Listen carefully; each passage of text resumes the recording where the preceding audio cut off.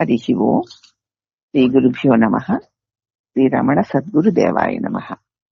శ్రీ రమణ భాషణంలో కొన్ని స్మృతుల గురించి ఈరోజు చెప్పుకుందాం. ఇది 409, 9ది. నడివయసు వాడొకడు భగవాన్ ఎదురు సాగిలబడి మొక్కి లేచాడు. భగవాను వాణ్ణి క్షేమాలు అడిగారు. కొన్ని నిమిషాలు ఊరుకుని ఏదో స్మృతికి తెచ్చుకుంటూ, భగవాను, ఈ ఒక్కడే నేను చెంపలు వాయించానండి అన్నారు. అతనికి 30 ఏళ్ల కిందటి మాట.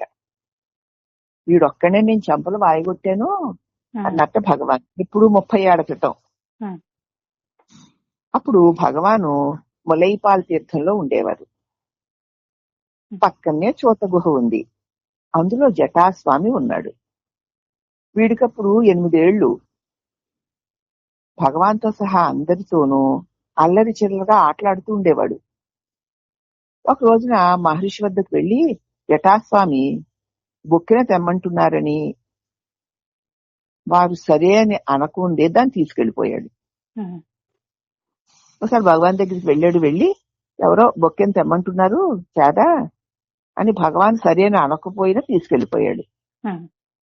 పరిచారకుడైన పళనిస్వామి అప్పుడు అక్కడ లేడు. అందుచేత భగవాను ఆ కుర్రవాణి వెంటనే జటాస్వామి వద్దకి వెళ్లారు.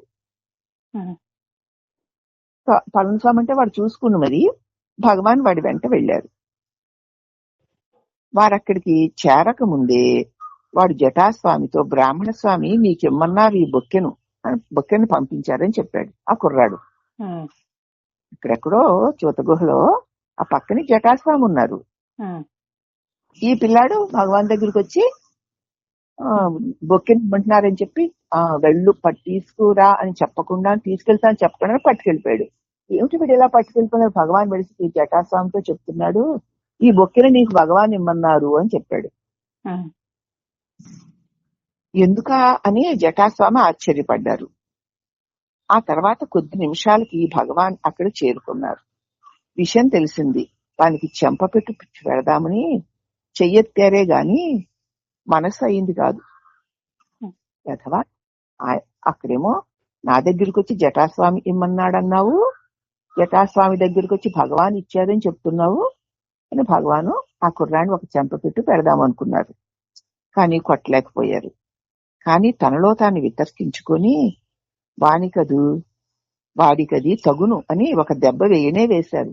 ఆహా, వీడి దగ్గర జాలి పడకూడదు, ఇంకొక దెబ్బ వెయ్యాల్సిందే అనుకుని మళ్ళీ ఒక దెబ్బ వేశారట. ఆ కుర్రాడే వీడు. భగవాన్ దగ్గరికి వచ్చి సాగిలిపడి మొక్కి లేచిన వాడు వీడే, ఎలా ఉన్నావోయ్ అని అడిగారు. అతను చూసి ఇదిగో ఈ కథ అంతా చెప్పారు భగవాన్.